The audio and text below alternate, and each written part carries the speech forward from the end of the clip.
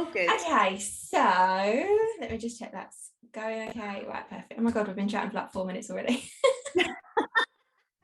Just doing the introductions. Right. Okay, it's all right. It's all good. I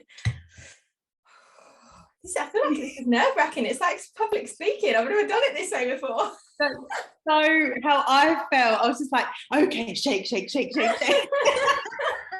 It's so ridiculous. I sit here and record my episodes on my own all the time, and I'm like, right, okay, record, I'll just speak and whatever. And I'm like, oh no, other people are listening. Is it because I'm watching?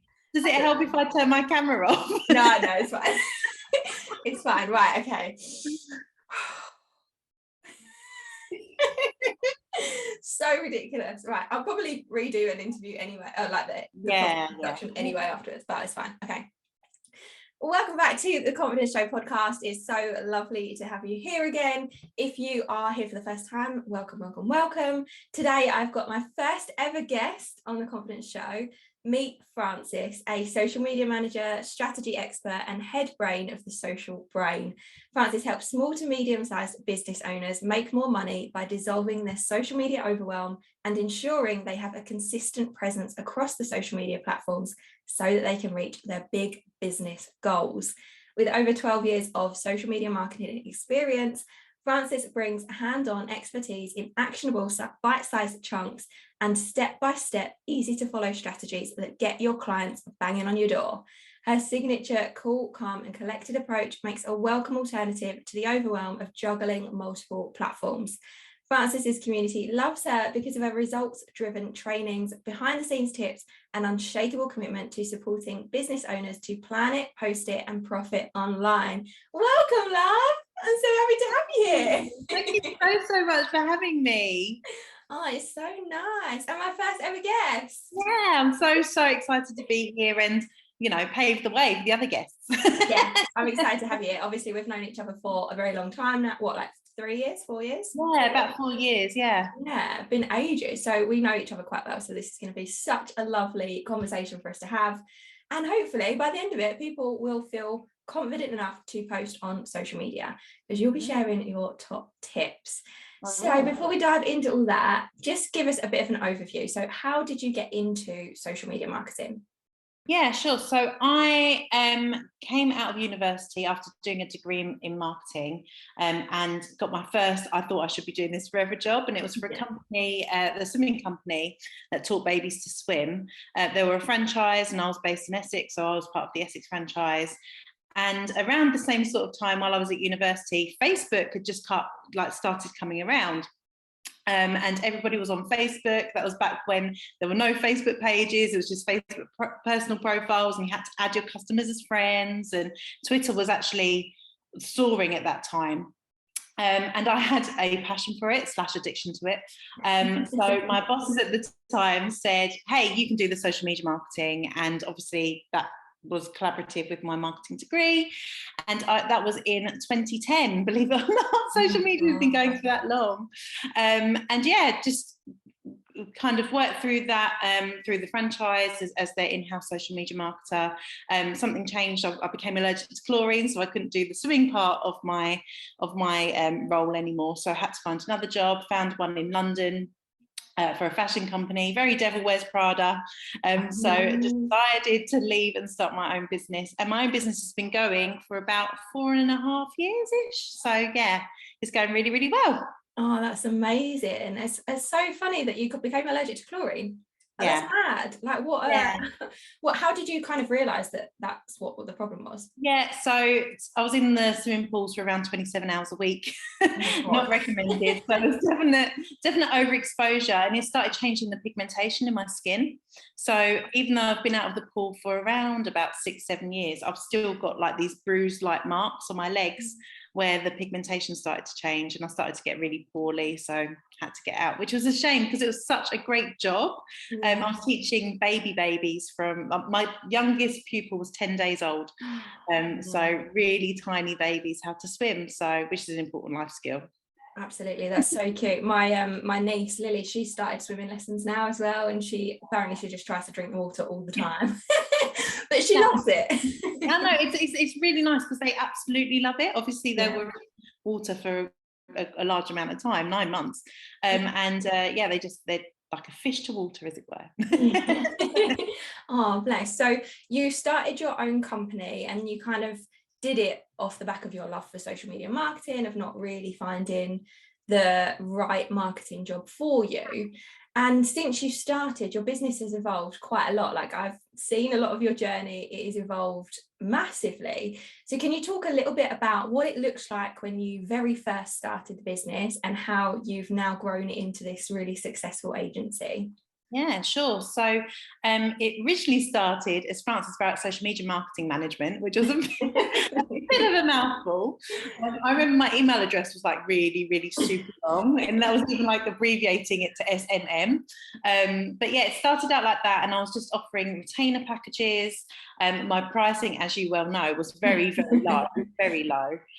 So I ended up during the first year having 37 clients at one time, but still not making ends meet. And that was kind of the start of our journey, really, where I met you online through Jade, who I'm sure you've got coming on here soon. And yeah, we kind of worked on my pricing and packaging and stuff like that. So I stopped charging such a low amount, which I think was about 50 quid per customer, per 37 customers. And started charging my worth, which was around about £350 per month for one social media platform at that time. But since then, my goodness, hasn't it evolved even more? So it's now got its own membership. It's got a brand new package called Social Media Manager for the Day, where I charge a little bit more than £350 per month. And yeah, it's kind of just evolved into this different type of agency where we also collaborate with other social media marketers and people who are specialised in other fields within social media marketing. They're passionate about something, but not all of the things, which is very, very common around social media marketers. And it means that they do what they love, which means it gives my clients the best results. So it's continually evolving into this big brain of knowledge on social media, which is really, really cool to see and to support other businesses as well. It's so good how you've kind of branched out from just you, and now you've got this incredible space where your clients are getting amazing results because of the people that you're working with and because of the people that you kind of bring on to take some of the load. And it's fantastic. And obviously I've seen it, like I've worked with you before, you've managed my social media for me, and it's so good to have someone that is so results driven, who knows exactly what they're talking about. But one of the things that I love most about what you talk about is that you don't have to be on every single platform. You don't have to post multiple times a day. Like, you very much can do things in your own way, but you can create a strategy that works for you and do it so that you do feel confident posting on social media, and it doesn't become this overwhelming, stressful, like, burden that you have to force yourself to do. And one of the other things that I love is this new service that you've started doing over the last few months is the Social Media Manager for a Day, because I feel like it gives people an option to get the support that they need without having to invest in a monthly management service or without having to think about all the content for themselves. So do you just want to talk a little bit about that first? Because I feel like it's such an innovative idea. So talk a little bit about that and what kind of gave you the confidence to go out with something that nobody else was doing.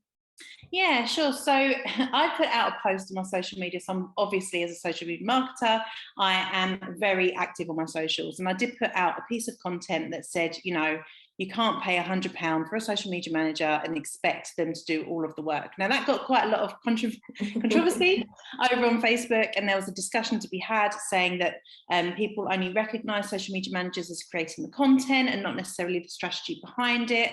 So after doing some deep diving into what I really do as a social media marketer and actually figuring out what those clients were saying, some market researchers saying, you know, all they thought that social media managers did was the content side of it, without the strategy, without the analytics.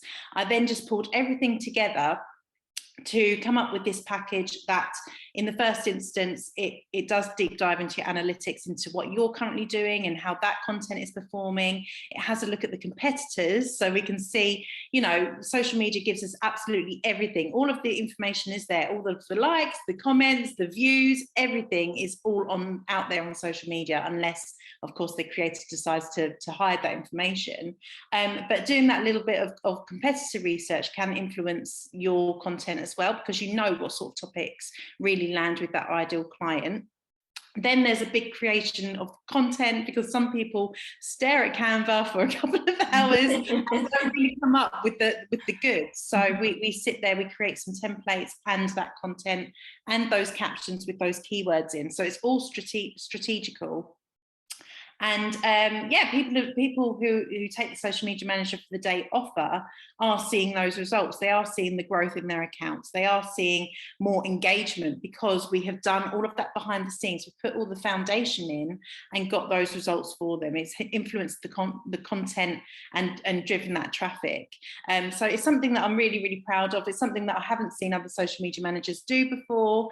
And it means that we can get really great results. So some of my clients walk away with between 8 to 12 weeks worth of content, all approved by them, so there are no surprises, and scheduled in, so they don't have to sit there think, oh my god, what am I going to post? They just see it roll out.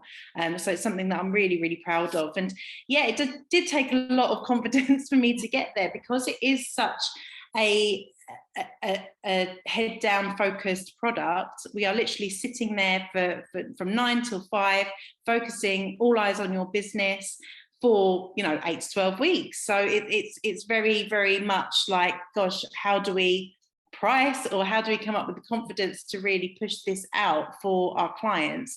But as soon as we started seeing those results, the testimonials started coming in, everyone was happy, everyone was seeing a return. We're really, really proud of it. So yeah, that's it. So amazing. It's such a fantastic resource for people, because not only that, when you are struggling with being consistent on social media, which I know so many people struggle with, I struggle with it, and like I've done it as a job, like it's so hard to have that consistency, to feel confident all day every day, to be strategic, because as you say, it's not just a case of, oh yeah, I'll put a post up on social media today. Like you have to have a purpose behind putting that post up, otherwise you're not going to hit your goals.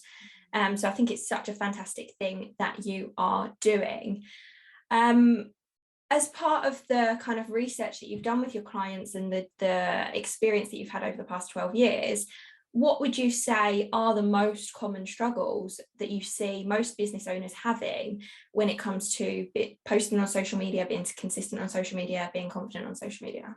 Yeah, a lot of it is just, especially with the new features such as Reels and being on TikTok and all of that sort of stuff, people believe that they need to show their face. And as soon as you say, right, you need to show your face on video, people sort of cower and they don't want to do it, and they don't want to talk in their own voice, and they'd rather have the robotic auto prompter or whatever it is, the text to speech function and stuff like that. And actually showing your face and showing your true voice helps you with your authenticity, which helps you be trusted from your audience. So just by showing your face, and it doesn't have to be, you know, selfie mode in front, right in your face, and you've got all of this script. It can just literally be we've seen some really successful reels from 5 seconds, where you're just explaining one tip into some detail that gives value to your customers. And when we talk about value, and I think value is such a buzzword anyway, but when we talk about value, it just invokes an emotion. So it tells people what, you know, something that they can do in 5 seconds that will help them by the end of the day. So it's something that inspires them to take action. It's something that entertains them. So we are all guilty of watching some crazy entertaining reels, but it helps with encouraging those emotions and sharing them to other people. So the average person has 333 friends on Facebook.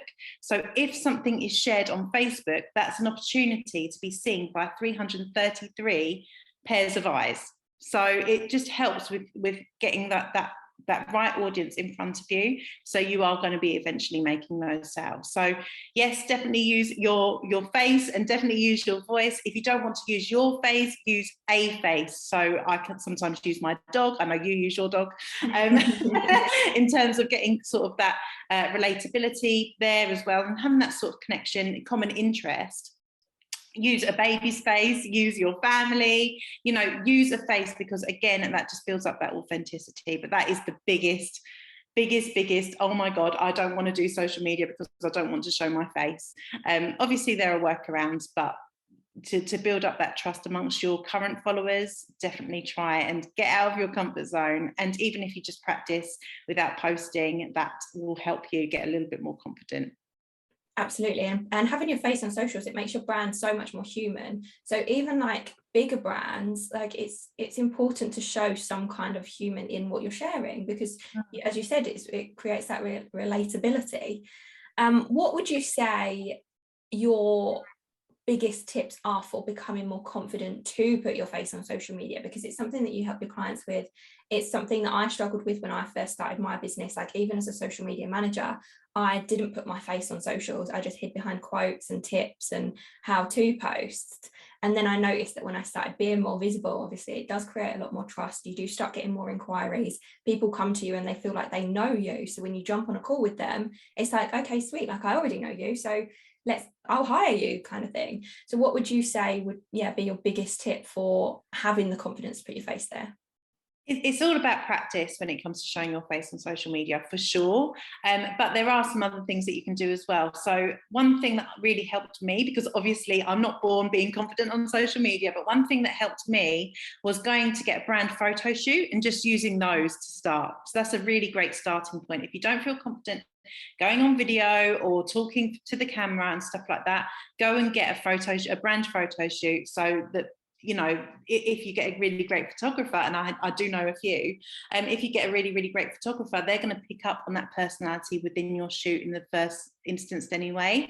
Generally, they have a question or a questionnaire or a Zoom call before, so they can get to really know you and know what kind of themes there are. People use Pinterest a lot for these brand photo shoots as well.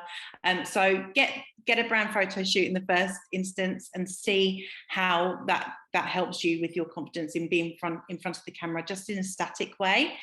Then if you want to try some more video, do a little bit of research. Honestly, Reels is just a short form video. I feel like Reels is put on this pedestal of, oh my God, I need to be funny and I need to have this and I need a transition and, you know, all of the rest of it.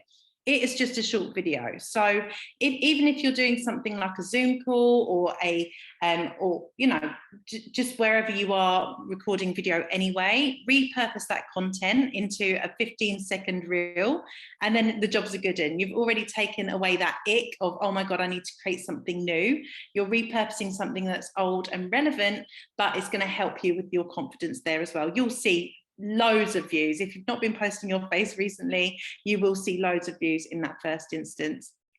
Then I suppose my third tip for showing up more confidently is just to get your phone out and just to record. It doesn't need to make sense. You don't need to post it. You might see a couple of snippets in there that you can repurpose for later, but just get comfortable, or get uncomfortable first, but then get more confident and comfortable through that process as well. It doesn't need to be posted. You can just play around with it and see what style suits you best as well.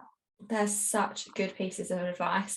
And I think one thing, like, confidence very much comes from taking action. Like the more you do something, the more natural it'll become and the more confident you'll feel, and soon you just won't even think about it. Like it'll be easy to just show up on stories and talk about your day, or jump on a reel or record a video. And I also think having that brand photo shoot is such a brilliant idea, because those photos will last for a really long time. Like I had an official brand photo shoot like 4 years ago. I still use those photos now. I mean, I'd look a little bit different but they still work really well, and you can use them on your website, you can use them on Pinterest, you can use them in blog posts, you can use them obviously on your social media. And I think it always feels different when you have a professional taking those photos. And I think I had like 100 photos when I had my brand shoot, so you do get quite a lot. I mean, it's an investment, but it's a great investment when you know that people seeing your face is going to lead more people to get in touch with you, to buy from you, and to become a customer of yours. Absolutely. So in your introduction, we talked about your cool, calm and collected approach to social media. So can you share a little bit about that approach and how that differs from other social media managers and agencies out there? Oh goodness. Okay, that's a deep question. I know. Limber up a little bit. Okay. I feel like there is a lot of comparisonitis on social media in particular, and I feel that for me, as a social media manager, and this isn't dissing anybody just as a sideline, it's not dissing anybody, but there are a lot of social media managers out there who can be intimidating because they use a lot of the skills and they promise a lot of results.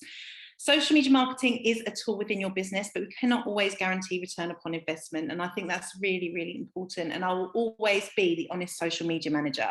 If something has not gone right, then it is my duty as a social media manager, as a professional within this industry, to tell you why it hasn't gone wrong, or it has gone wrong, and tell you why I think it has gone wrong as well. Okay, so that, I think being totally authentic and honest with my audience is a massive selling point for me. We also get a lot of social media managers who are working on the beach with their pina colada in their hand on a lilo, and that is just not real life for a lot of us. I myself am a mum in business. I have a 2-year-old, and there's a lot of plate spinning, and if I'm not consistent, then I will tell you I'm not consistent, and I'll tell you why, and I'll tell you what I'm doing to change that for me going forward, which I think is important, to be super authentic on socials. So yeah, what you see is what you get with me. Like today, obviously you can't see me on this Zoom call, but I'm, messy hair, chuck on a jumpsuit is like the hottest day of the year. And that is who I am. I'm authentic, and I am, Frances from the social brain. So that's who I am. And I do get my words muddled up as well. Oh my God, so do I all the time. And I think it's so refreshing because obviously I follow you on social media. I haven't been on social media for like a month, so I don't know what's going on at the moment, but typically I follow what you do on social media. And one of the things that I love is you are very honest with your audience. If you are struggling, if you have not been consistent, or if you don't know what to post, or perhaps the posting schedule hasn't gone to plan, you do talk a lot about that. And obviously you've got Jake, so having him, your 2-year-old, what's it been like transitioning from being a business owner to being a mum and a business owner? How has that changed? Even start. So Jake was born during the pandemic, so in June 2020, and it was a bit of a struggle. So we didn't really have much of a maternity leave, maybe a few weeks, and then I kind of went back to it. So because my job is very, very flexible, we can schedule things ahead of time. There's no there was no real impact on my business, but it kind of happened. It kind of changed when he started moving more. when he was kind of crawling or walking or running, then we kind of had to scale it back a little bit, and take that time as well. And actually that was a hard lesson for me to learn, was to really pick and choose the priorities during that time when he started moving around a little bit more. But developing services such as social media manager for the day does give me that element of time back. It's only one day of a focus. I've been able to outsource, obviously, as my team grows in terms of other experts. I've been able to outsource other things to kind of claw my time back. Not always possible, and really try and get those boundaries in place as much as possible as well.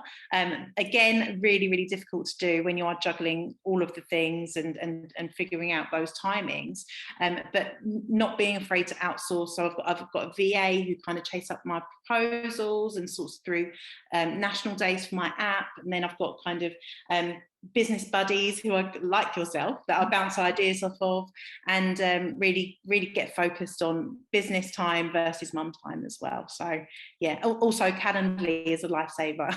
I don't know what I'd do without Calendly. Absolutely. I think it's so good to have that support around you, like whether it is like friends that you can chat to. I mean, obviously I'm not a mum, but we will chat almost daily about what's going on and discuss our struggles. And they don't always have to be like business conversations. Like we talk very openly in our WhatsApp chat with Jade, like when we are having days where we just can't, or where something's gone wrong, or we're lacking confidence, or we're doubting ourselves, or having that support network is so valuable, like whether you're a business owner or not.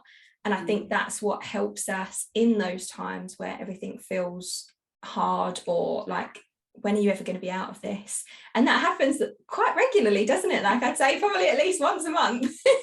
One of us will have a break. It's like my week, and then it's your week, and then it's Jay's week, and we kind of go round and round. We do. It's so funny, but it's also reassuring to know that I have the same struggles that you have, and you have the same struggles that Jade has, and Jade has the same struggles as us. Like it's nice to know that you're not alone in those feelings. Yeah. And some days they do make sense. Like some days it's like, okay, I haven't made that much money this month. What on earth am I going to do? And we go into a bit of a panic mode. But then other days it's voices in our head that's just like, I'm not good enough, or I don't know what I'm doing, or why would people want to buy from me? And then we have to kind of give each other a bit of a pep talk and say, well, look at the experience that you've had, look at the results that you've got, look at everything you're doing so far, like look at how successful you are. Why have you got this voice telling you can't do it when you can see it on paper that you can do it? Yeah, I think having that's lovely. There's this big thing like, you know, we need to normalise XYZ, and I think a big piece of that is just like we need to normalise imposter syndrome coming back daily. Even if you have got all of that experience, we need to normalise that not all competitors are competition, that they're collaborators, and that we can really grow through leaning into that. And I think, yeah, we need to normalise all of this stuff around business. It's all not just sitting on a beach, drinking cocktails and working from your laptop. It doesn't always happen that way. I know it happened for you, but it happened in the beginning. But then even then, like, yeah, I was taking photos of me like with my laptop at the beach, and I was having cocktails, and it was great. But I still had those same struggles. Yeah. But obviously, what you share on social media, I mean, I've always been very open about the times I'm struggling. I've always been very honest about things that are going wrong, or things that I can't handle, or failures. But a lot of what we see online is just that like 30 seconds of the day where things are going really well, or that post with the cocktails and with the celebrations. We don't see every single little hurdle that people face every day, and we also don't see every little positive thing that people face every day, like the little things that people celebrate. Like, I don't know off the top of my head, I can't think, but we don't see everything. We see this tiny little snapshot, and because we working in social media as well, working in social media marketing, we see so much content every single day. Being on social media can be really exhausting, and it can lead us to comparing ourselves to those tiny little snippets. How do you take care of yourself mentally when social media is obviously such a massive part of your daily life, because you do it for yourself and you do it for your clients? Yeah, sure. So for me, it's about using the unfollow button and the mute button, and not being afraid to do that either. No one's going to know, by the way. No one will know. If you unfollow them or if you unmute them, that's absolutely fine. And you know, growth is never linear anyway. So if you happen to get a lot of unfollows, and please don't like take it as a judgment. It could just be that the stuff that you're posting is no longer relevant to the audience or the person who's decided to unfollow you. It could be that unfortunately they've found the solution somewhere else. There are a whole bunch of reasons why people might unfollow you. So please don't use that as a metric of your own self-worth. Is one massive point. But yeah, it's kind of really asking yourself why you are feeling that way after seeing a particular post. It's really getting in touch with yourself. So, you know, have a look at the people who you are following. If it does feel like a chore, then really evaluate who you are following and whether that is going to be a hindrance to your success, or whether it's going to help build on what you want from your social media goals. That's such good advice. And I think as well, specifically focusing on the fact that if people unfollow you, it doesn't mean anything about you. It doesn't mean you're less than. It doesn't mean you're not good enough. People have just decided that your content is no longer relevant to them, and that is okay. Like, we changed so much. I think about my account when I first started, like all I talked about was social media because I was a social media manager, and then it flipped into like confidence coaching, and then coaching other social media managers on pricing, coaching social media managers on getting clients, then back to confidence. Like, mine has changed so much, and then I've not posted for like 2 months now, and I've lost hundreds of followers, and I'm not worried about it anymore. Like, a few years ago, yeah, I would have been, but I think it's really important that we don't attach our worth to our followers. And also, as you said, like unfollowing people that you no longer resonate with. The amount of people that I have had in my feed come up that trigger something, or I'm sick of seeing the same thing, or they don't inspire me anymore, or I've just followed them because they followed me and I felt like I should follow them. Like, your social media profiles are supposed to be a place that you feel empowered, that you feel inspired, that you learn something from. They're not supposed to be somewhere that makes you feel like shit about yourself. Like, they're supposed to make you feel good, and you can really curate your feeds in a way to do that. Yeah, and if you do go onto your feeds and they are feeling more like a chore, then that is even more of an excuse for a clear out, because you're not going to want to hang out there. Even if your best client is hanging out on Instagram, you're not going to want to hang out there because of what's on your feed, which means that you are doing your business a disservice. You need to be on there, and you need to be, not posting every single day. You can get away with posting just a few times a week on Instagram, but it's going to make it more likely to even happen a few times a week, because you're on there and you're crowded. Your mind is crowded with all this stuff that you don't want to see. So yeah, that's kind of the biggest. Mute people if you don't want to unfollow them, and if they are still relevant but they're just pissing you off, then just mute them. But unfollow the ones that are no longer relevant to you. Absolutely. I feel like that's a bit of a kick for me, because I'm like, oh, I know that I need to be back on there. I know I'm doing it a disservice, but I'm so sick of it. Yeah, it can get like that. Of course it can. For me, even I'm on there every single day, and it's just, yeah, sometimes it's a bit like, oh God, I've got to log back on Instagram, and I've got to post that reel because the scheduling thing isn't rolled out everywhere yet. And yeah, it's just, it can be hard work, but the best thing that you can do is control what you can control, and that's who you follow on your Instagram or on your TikTok or wherever you're focused on right now. Absolutely, that's such a good piece of advice. I feel like Instagram's changed so much recently, and I feel like a few years ago I had this community of people where I'd have conversations with people, I'd be excited to chat to people, we'd like engage with each other all the time, and I feel like that hasn't happened so much over the last few years. And maybe partly of it is because I'm not so consistent, but I feel like the platform in general has changed quite a lot. So I wonder if there's ways that we can kind of build that community back, because I know you've got quite a good community on your profiles, haven't you? Like, you've often got people commenting and having conversations with people asking you questions.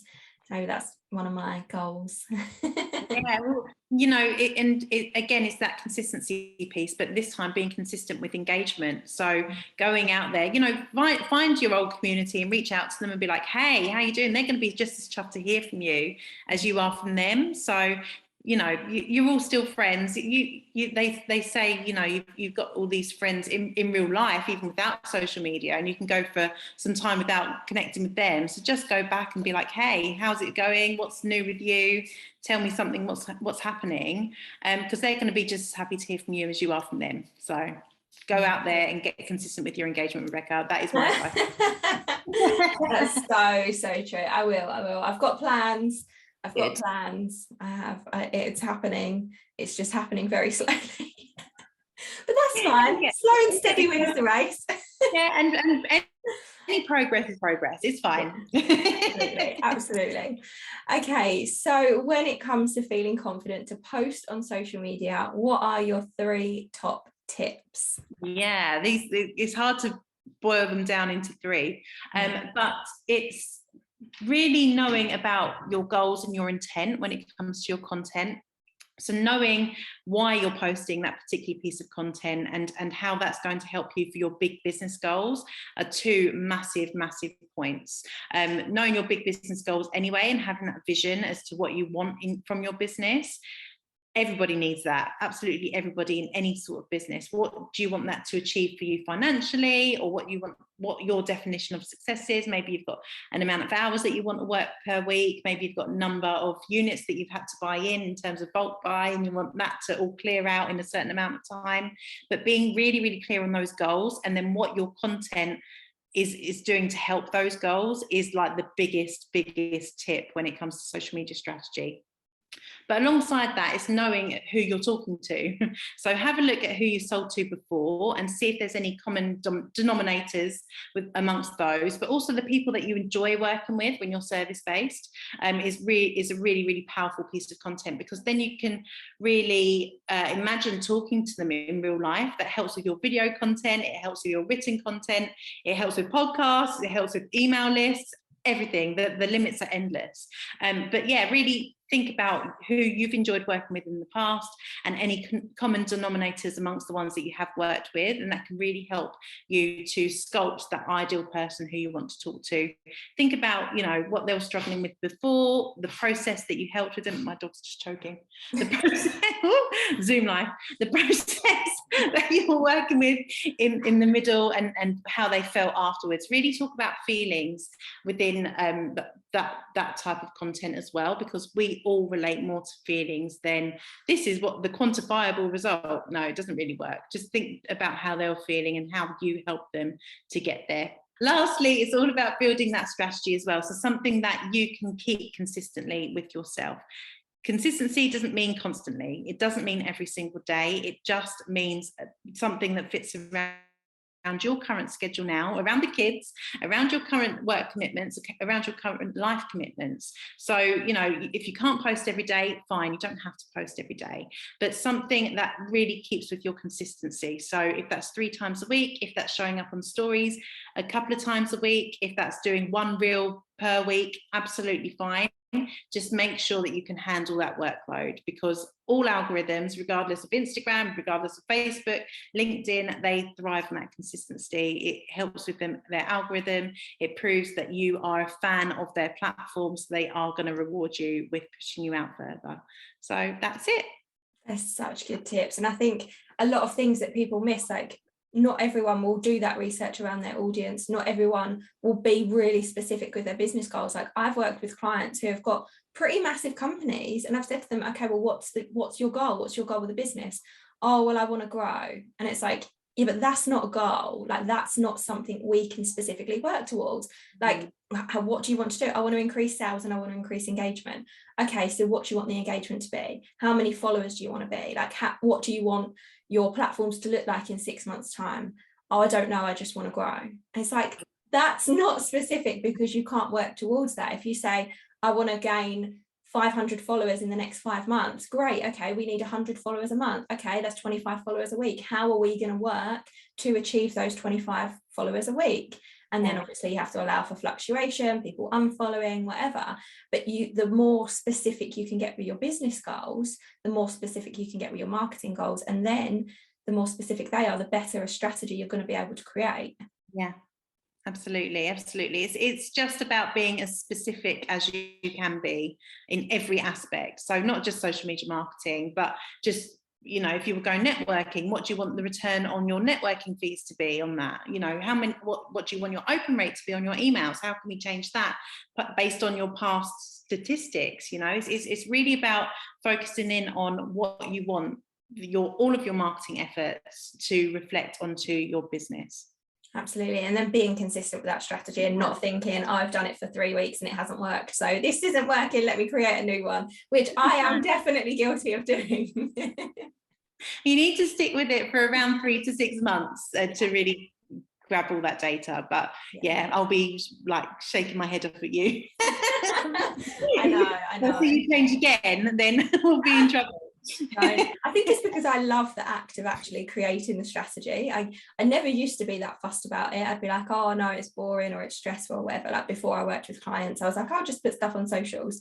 But then obviously when you work with clients and when you get serious about your own marketing, you have to be so much more strategic. And I enjoy that planning. I enjoy sitting there and working it out and being like, okay, well, I'm going to do this and I'm going to do that and blah, blah, blah. But then when it comes to the implementing, sometimes it can feel really overwhelming. And I think that's also something to consider when you're creating the social media strategy. Like, yeah, this feels exciting, but when you sit there and look at it, are you excited? Are you inspired? Are you motivated? Or are you looking at it thinking, oh my God, how on earth am I going to do this? And then you're just sat in overwhelm. And if it's the second, then you need to revisit that strategy and make sure that it is going to work with you so that you can be consistent and then get those results. Yeah, absolutely. Absolutely. Okay, so what is your, hang on. We've like jumped around in these. Okay, so before we go, what is your biggest piece of advice for anyone using social media to promote their business? That's a big question as well, isn't it, Rebecca? Advice. Well, it's just kind of what we've been talking about, really. Having that strategy, staying consistent, keeping with it for 3 to 6 months. Don't expect overnight results, because that does not always happen. It can take some time to really build and to grow and to get to know who those people are.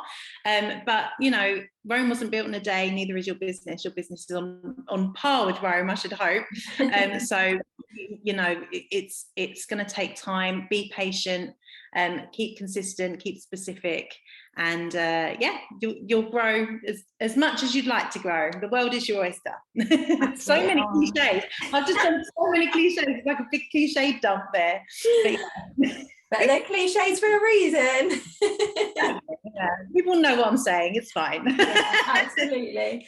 And oh shit, I was going to say something. I forgot what it was. Oh, let's carry on with that. Oh, and I think as well, one thing to like remember is the fact that if people aren't engaging or if people aren't commenting on what you're saying, people are watching. There are always people watching what you do. I've had clients come to me from the podcast who I've never spoken to before, didn't know that they were there, didn't follow me on social media, and they've come to me from the podcast, and I'm like, oh, I didn't know you were listening to me. And the same with social media. I've had emails in my inbox like, I've been following you on socials, would really like to work with you, and I'm like, but you've never spoken to me, you've never engaged on a post, you've never liked a thing that I've said. So even if it looks like people aren't consuming what you're sharing or aren't engaging with what you're sharing, people will be reading, people will be watching, people will be listening to what you have to say. And it doesn't mean that they're going to buy from you that day. It doesn't mean that they're going to buy from you within 6 months. It might be 12 months, it might be 2 years down the line. But if you keep consistent with that, they turn into customers. Absolutely, and the same happened to me. It's funny you should say that. I did a flash sale for Little Brain's birthday, and we kind of gave away some spaces for Brainiacs, which is the membership. And it was literally giving people free 6-month access to the membership. And they had to solve a riddle, and then that was the discount code. And literally, I had 3 people who I'd never even engaged with claim that prize quickly. Super quickly. I think it went live at 6 o'clock in the morning, and they were all gone by 6:30. And I was like, what is going on? I've never interacted with these people, but now they're brainiacs. So honestly, it does work. If you stay consistent, stay authentic, and true to yourself, people are going to want you because you're helping them with a particular problem. So yeah, stick with it. Absolutely, I love that. Well, it's been so wonderful to have you here as my first guest. I feel like we've covered quite a lot. So where can people find you if they want to carry on learning from you and if they want your support with their social media? Sure. If you guys want to know some more, then you can follow me on Facebook and Instagram. Both of the handles are the same. It's at thesocialbrain.uk. You can check out my website, which is thesocialbrain.co.uk. Or if you want to drop me an email, it's Frances with an E, FRANCES at thesocialbrain.co.uk. And yeah, I'd love to hear actually what the biggest takeaway was from this, because I know we went through so much. So ping me over an email and let's get talking. Absolutely, it'd be so good. And if you've enjoyed this episode, then please do leave us a review wherever you're listening to your podcast, because that will help more people find the podcast and find these episodes. Thank you for listening, guys. I will see you in the next one.